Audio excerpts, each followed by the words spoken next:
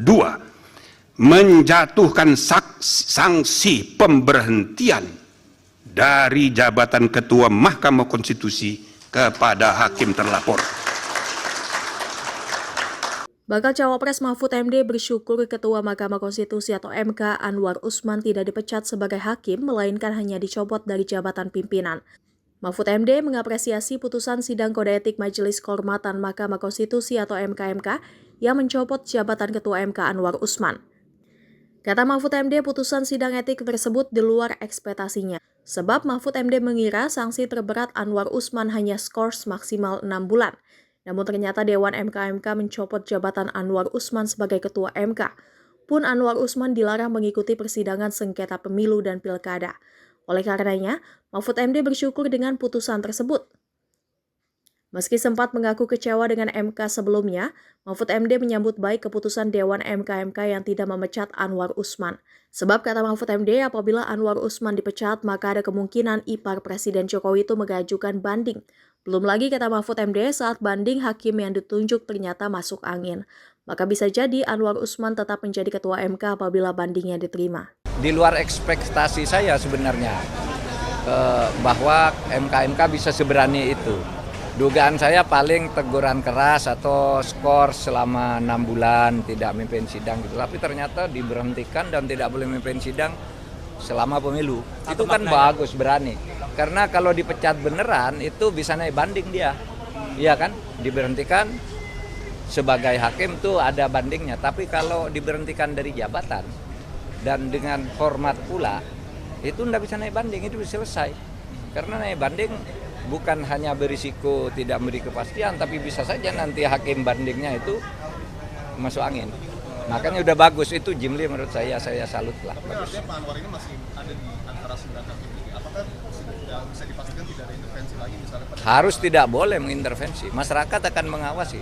Kan masyarakat sipil sekarang sangat kuat pengawasannya. Coba kalau tidak ada masyarakat sipil, siapa yang bisa mendorong terjadinya putusan seperti MK yang sekarang ini, dan yang mengajukan itu semua kan masyarakat sipil. Tidak bisa menghindar, siapapun tidak bisa melindungi kan.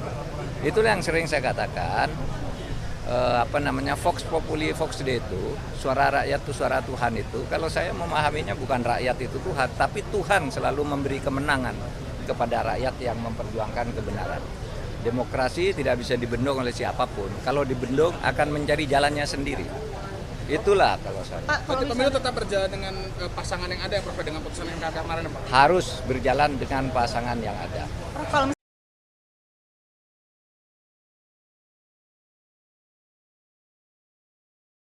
Undang-Undang Nomor 24 Tahun 2003 tentang Mahkamah Konstitusi dan Peraturan Mahkamah Konstitusi Nomor 1 Tahun 2023 tentang Majelis Kehormatan Mahkamah Konstitusi menyatakan hakim terlapor terbukti melakukan pelanggaran berat terhadap kode etik dan perilaku hakim konstitusi sebagaimana tertuang dalam Sabta Karsa Utama, prinsip ketidakberpihakan, prinsip integritas, prinsip kecakapan dan kesetaraan, prinsip independensi, dan prinsip kepantasan dan kesopanan. Dua, menjatuhkan sanksi pemberhentian dari jabatan Ketua Mahkamah Konstitusi kepada hakim terlapor.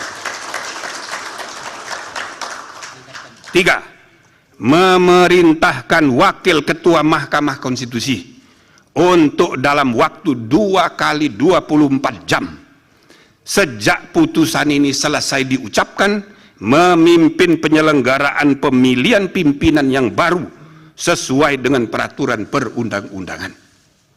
4.